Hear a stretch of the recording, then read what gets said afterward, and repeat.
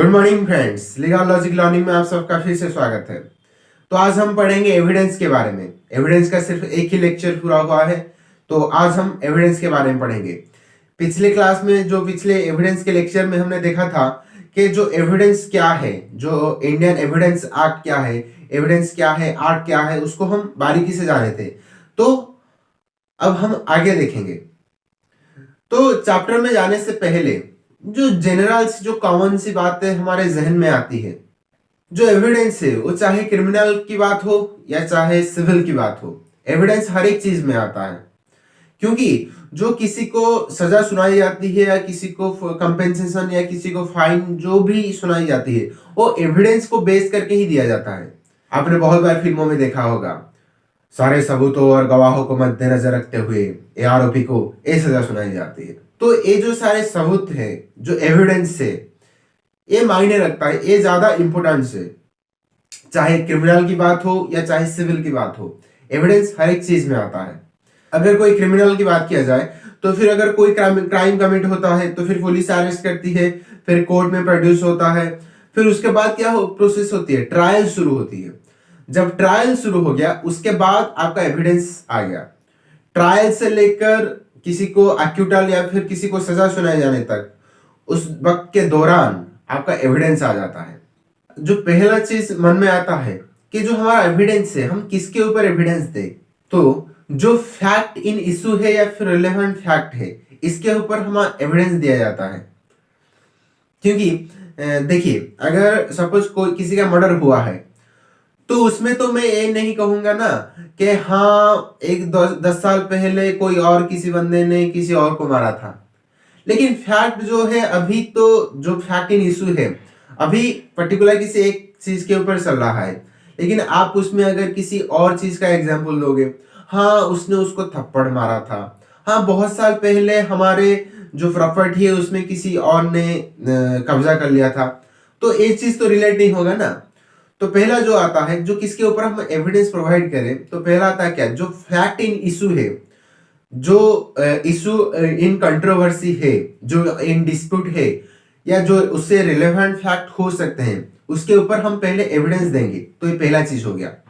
दूसरा आता है कि हम एविडेंस कैसे दे सकते हैं। चलो हमने मान लिया कि ये हम फैक्ट इन इशू है या रिलेवेंट फैक्ट है, इसके ऊपर हम एविडेंस देंगे। तो अब आता है कि हम एविडेंस कैसे देंगे। तो एविडेंस हम चाहे ओरल में दे सकते हैं, कहकर एविडेंस दे सकते हैं, या चाहे डॉक्यूमेंट के ऊपर दे सकते हैं। तो ये दूसरा आ गया कि हम एविडेंस कैसे देंगे। अब आता है तीसरा पॉइंट, हमने एविडेंस दे दिया, अब आता है क्या, प्रूव करना पड़ेगा। हमने तो एविडेंस दे दिया, लेकिन ये सही है या गलत है, हम जो एविडेंस दे रहे हैं उसको प्रूव तो करना चाहिए ना। जो आपके वकील हैं तो वो केस लड़ेंगे, उसको प्रूव करेंगे कि नहीं नहीं, जो बर्डन ऑफ प्रूफ है उनको प्रूव करना पड़ेगा, नहीं जो हमारे जो क्लाइंट है वो निर्दोष है। तो बर्डन ऑफ प्रूफ आ गया यहाँ पर। अब आखिर में आता है जज के ऊपर डिपेंड करता है, जो फैक्ट है, जो हमने एविडेंस प्रोवाइड किया, तो उसको देखकर इवैल्यूएशन किया जाएगा कि ये माना जाए कि हाँ ये प्रिज्यूम किया जा सकता है, नहीं ये इंसान निर्दोष है, और शायद और किसी फैक्ट को देखकर ये प्रिज्यूम किया जाएगा नहीं ये दोषी है।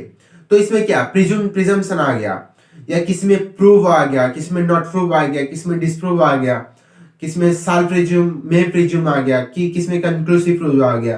तो इसको देखकर डिसाइड किया जाएगा, इसको प्रिज्यूम्शन किया जाएगा, ये सारे फैक्ट को देखकर इवैल्यूएट किया जाएगा, इवैल्यूएशन होगा इससे। तो ये सारे प्रोसेस हैं जिसको देखकर किसी को सजा सुनाई जाती है, या एविडेंस के जो ट्रायल से लेकर किसी को सजा सुनाए जाने तक, ये सारे प्रोसेस हैं जो बीच में आते हैं।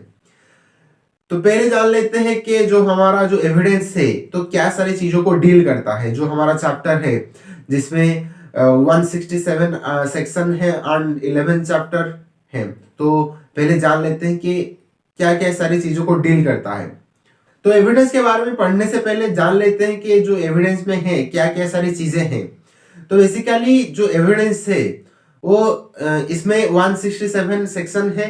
तो बेसिकली 3 पार्ट्स में इसको डिवाइड कर दिया गया है। जो पहला पार्ट है, पहला पार्ट को 2 चैप्टर में डिवाइड कर दिया गया। जो पहला चैप्टर है जो प्रिलिमिनरी है, जिसको सेक्शन 1 से लेकर सेक्शन 4 तक है, दूसरा आता है रिलेवेंसी ऑफ फैक्ट, जिसमें सेक्शन 5 से लेकर सेक्शन 55 तक है। दूसरा पार्ट आ गया अनप्रूव, इसको 4 कैटेगरी में डिवाइड कर दिया गया। चैप्टर 3 में आ गया facts which need not to be prove, जो 56 से लेकर 58 तक है। चैप्टर 4 में आ गया ओरल एविडेंस, जो सेक्शन 59 एंड 60। और तीसरा आ गया डॉक्यूमेंटरी एविडेंस, जो सेक्शन 56 से लेकर 90 तक है। और चैप्टर 6 में आ गया circumstances where documentary evidence is more important even oral evidence, जो सेक्शन 91 से लेकर 100 तक डील करता है।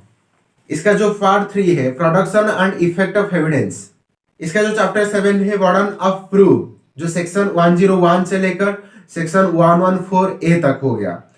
और चैप्टर 8 में आ गया इस्टोफेल, जो सेक्शन 115 से लेकर 117 तक। चैप्टर 9 डील करता है विटनेस, जो सेक्शन 118 से लेकर 134 तक। और चैप्टर 10 में आ गया एग्जामिनेशन, जो सेक्शन 135 से लेकर 166 तक। और चैप्टर 11 में आ गया improper admission and rejection of evidence, जो सेक्शन 167 को डील करता है। तो ये सारी चीजें हैं जिसके बारे में हम पढ़ेंगे। जो सारी चीजें कहा उसको हम देखेंगे, अगले क्लास में देखेंगे कि ये सारी चीजें आखिर क्या है। जो बड़ा ना प्रूव है वो चीज क्या है, जो रिलेवेंसी ऑफ फैक्ट है, जो फैक्ट इन इशू है, जो सारे चैप्टर हैं तो उसको हम देखेंगे। और उसके साथ साथ जो हमारा जो डेफिनेशन है, जो डिफाइन किया गया है, जो फैक्ट क्या है, फैक्ट इन इशू क्या है, बर्डन ऑफ प्रूफ क्या है, इस सारे चीजों के बारे में हम डिटेल्स में जानेंगे। तो और आपको वीडियो कैसा लगा कमेंट करके जरूर बताइएगा। साथ ही साथ मेरे चैनल को लाइक कमेंट सब्सक्राइब जरूर करिएगा। मिलते हैं अगले क्लास में।